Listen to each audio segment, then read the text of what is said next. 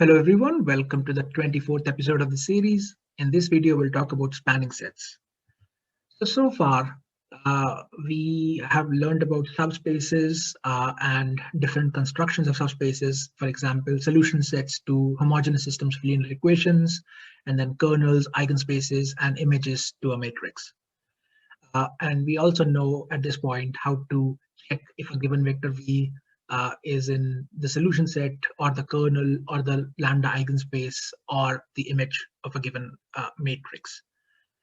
The goal for this episode is to reduce the information of a subspace, which typically is an infinite set of vectors, to a finite set of vectors called a spanning set.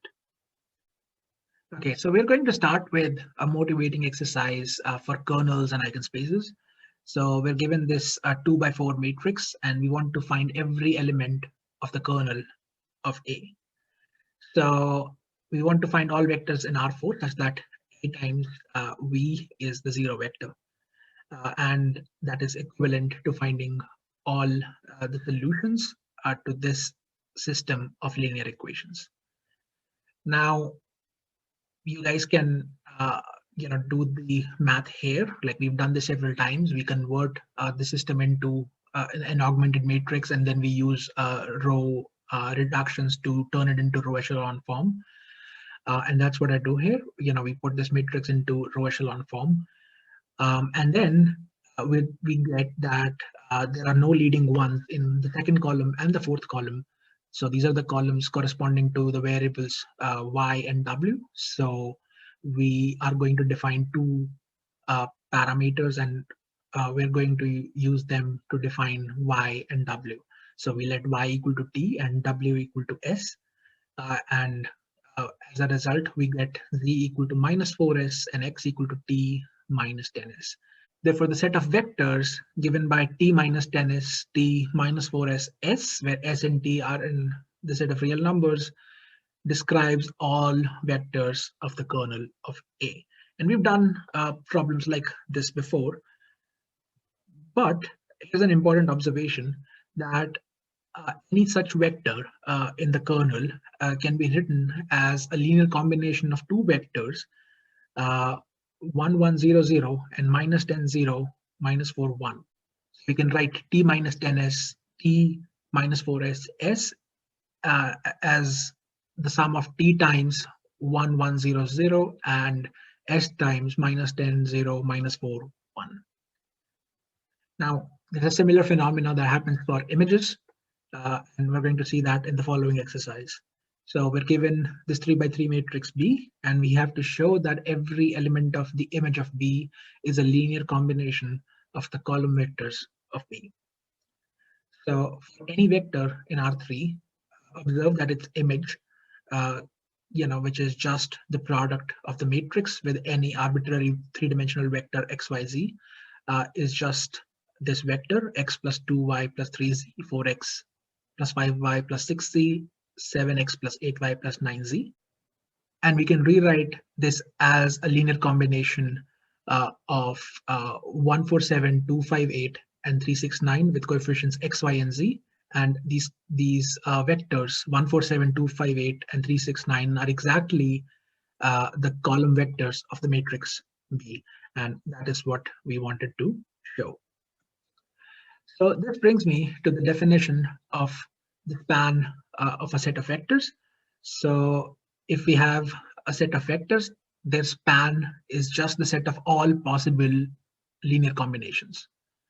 For example, in the two exercises that we have seen so far, the span of 1, 1, 0, 0 and minus 10, 0, minus 4, 1 was essentially the kernel of the matrix A that we saw. So it was all possible linear combinations of these two vectors.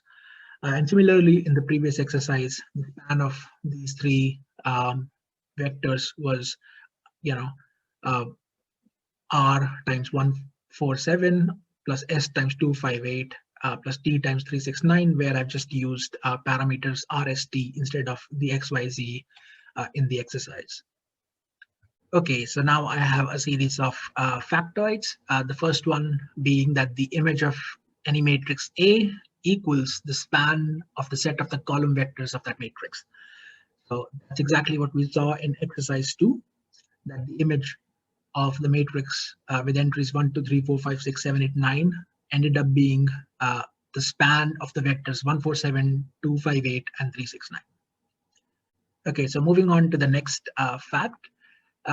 We know from the previous episodes that the image of a matrix is a subspace, and we just saw that the image of a matrix is actually a span. So what we get is that the span of a set of vectors in Rn is also a subspace of Rn. Another fact we have is that subspaces are closed under spans. What this means is that if a subspace contains a set of vectors, it also has to contain their span. For example, if v1, v2, and v3 are vectors in a subspace S, and we know that it is indeed a subspace, then we know that every linear combination of v1, v2, v3 has to be in S as well, because it has to satisfy the closure of addition and scalar multiplication. And this brings me to the definition of spanning sets.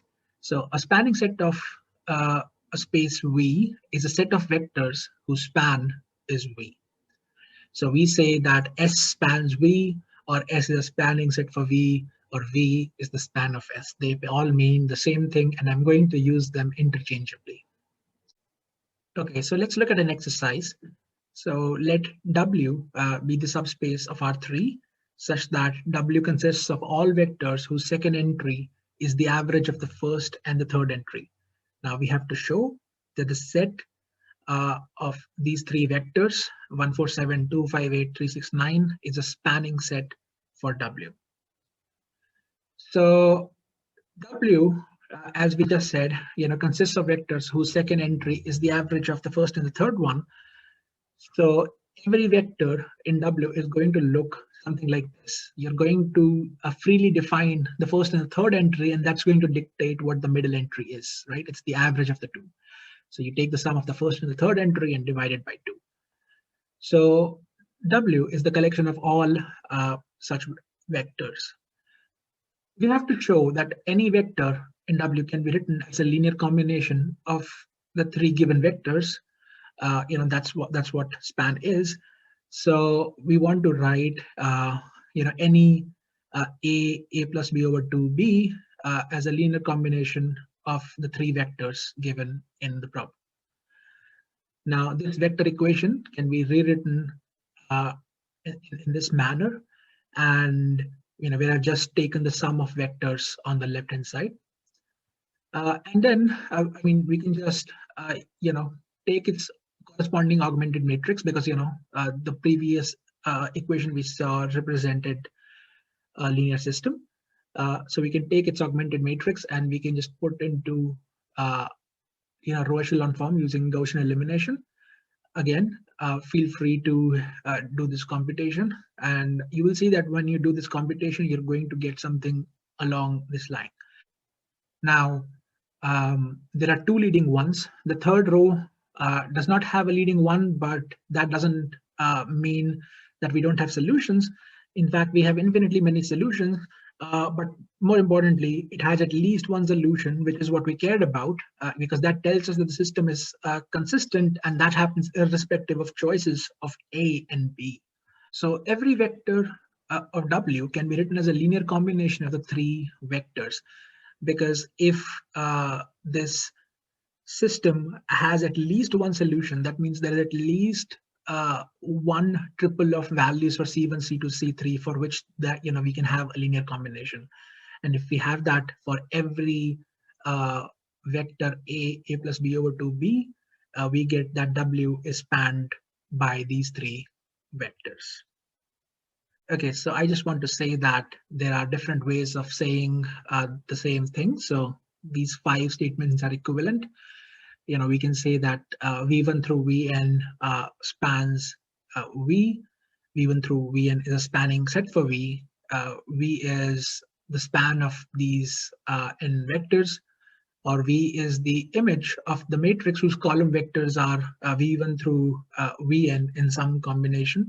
And every element of V can be written as a linear combination of the vectors V1 through Vn in at least one way. And with this, I would like to end this episode. Hopefully, things made sense. I will see you guys soon. Up until then, happy learning.